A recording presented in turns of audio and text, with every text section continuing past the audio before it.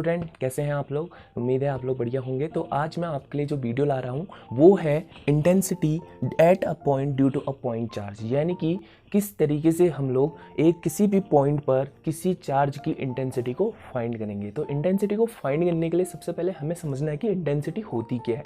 तो इंटेंसिटी को समझने के लिए हमें सबसे पहले पता होना चाहिए चार्जेस हैं क्या। तो चार्जेस आपने पढ़ा है कि पॉजिटिव और नेगेटिव चार्जेस होते हैं, तो उनका क्या होता है, खुद का एक इलेक्ट्रिक फील्ड होता है। ठीक, तो इस इलेक्ट्रिक फील्ड को वहाँ पर जानने के लिए कि कोई भी चार्ज कितना ही फोर्स का एक्सपीरियंस कर रहा है, चाहे वो अट्रैक्शन हो चाहे वो रिपल्सन हो, तो इस तरीके से हम लोग ये देखते हैं कि वहाँ पर हम कितना उसकी इंटेंसिटी है इसको फाइंड करते हैं। तो हर एक चार्ज की इंटेंसिटी होती है, चाहे वो पॉजिटिव हो चाहे वो नेगेटिव हो। तो यहाँ पर हम लोग निकालना चाह रहे हैं कि इंटेंसिटी किस तरीके से किसी भी चार्ज की वजह से किसी पॉइंट पर, जो कि यहाँ से r डिस्टेंस पर है, इस Q0 चार्ज को यहाँ पर लाया जाता है। Q0 चार्ज को क्यों लाया जाता है? Q0 मतलब होता है कि ये आपका एक टेस्ट चार्ज है और ये बहुत ही छोटा चार्ज होता है, पॉइंट चार्ज से भी बहुत ही छोटा चार्ज होता है। और आपके दिमाग में क्वेश्चन ये आ रहा होगा कि इस चार्ज को क्यों लाया जा रहा है। इस चार्ज को इसलिए लाया जा रहा है क्योंकि इसका क्या होगा, खुद का एक इलेक्ट्रिक फील्ड होगा पूरा, और इसके पॉइंट पर यहाँ से हम इसके धीरे धीरे इस इन्फिनिटी, मतलब कहने का मतलब है हम उसको लेकर आ रहे हैं, इन्फिनिटी से इधर को लेकर आ रहे हैं। तो एक जगह पर एक पॉइंट ऐसा आएगा यहाँ पर जहाँ पे ये किसी न किसी फोर्स का एक्सपीरियंस करेगा।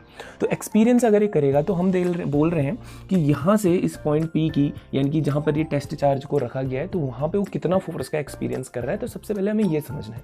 देन उसके बाद हम ये देखेंगे कि ये जो Q0 चार्ज जितने फोर्स का एक्सपीरियंस करेगा वो ही उसकी क्या होगी, इंटेंसिटी होगी।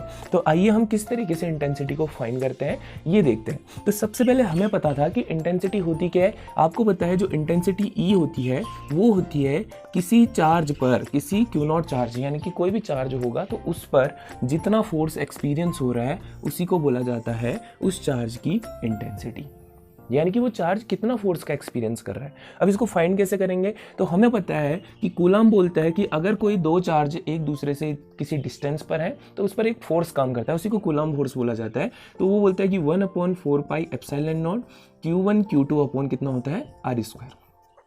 अब यहाँ पर Q1 ये चार्ज है और Q2 ये चार्ज है, तो यहाँ पर हम Q1 की जगह Q लिखेंगे और Q2 की जगह Q0, और उनके बीच की जो डिस्टेंस है वो कितने डिस्टेंस पर है, r डिस्टेंस पर है। तो यहाँ से हम देखेंगे कि इस पर जो चार्ज पे जो फोर्स लग रहा है, इसकी वजह से इस पे जो फोर्स लग रहा होगा वो इतना न्यूटन। तो अब हम ये देखना चाह रहे हैं कि इसकी वजह से इस पॉइंट पर इंटेंसिटी कितनी है। तो इंटेंसिटी के फॉर्मूले में पुट कर दो क्या, कि कितना फोर्स लगा, F/Q0, यानी कि फोर्स लगा हमारा 1/4 pi epsilon not Q0 upon r², और हमारा जो चार्ज था वो कौन सा था, Q0। तो Q0 से Q0 होके कैंसिल, तो जो आपको इंटेंसिटी मिलेगी फाइनल वो मिलेगी 1/4 pi epsilon not Q upon r²। तो हम कह सकते हैं कि किसी भी चार्ज की वजह से किसी पॉइंट पर अगर हमें इंटेंसिटी को फाइंड करना है तो वो होती है E = 1/4 pi epsilon not Q upon r²। ठीक है, इतना क्या, न्यूटन पर कूलम, क्योंकि न्यूटन हो गई इसकी यूनिट और इसकी कितनी हो जाएगी, पर कूलम, तो इतना न्यूटन पर कूलम। ठीक है, और दूसरी बात यहाँ से ये चीज़ समझनी है, ये तो हो गई थी हमारी इंटेंसिटी। ठीक है, दूसरी बात यहाँ से क्वेश्चन ये आता है आपके उसमें, तो क्वेश्चन क्या आता है, आपसे बोला जाएगा कि बताओ जो रिलेशन है E और R का वो क्या है। तो आप बोलोगे कि E is directly inversely proportional to 1/r², यानी कि अगर आप R को बढ़ाते जाओ, उसके डिस्टेंस को ज़्यादा बढ़ाते जाओ, तो आपकी इंटेंसिटी क्या होती जाएगी, कम होती जाएगी, क्योंकि वो उसके इन्वर्सली है। और R को कम करते जाओ, यानी कि वो जो Q0 चार्ज है उसको पीछे पीछे इसके सामने नियर, जितना नियर लेकर आओगे तो उसकी इंटेंसिटी उतनी ही क्या होगी, ज़्यादा, क्योंकि वो उतना ही ज़्यादा फोर्स का क्या करेगा, एक्सपीरियंस करेगा। तो ये था हमारा intensity at point due two point charge. Thank you.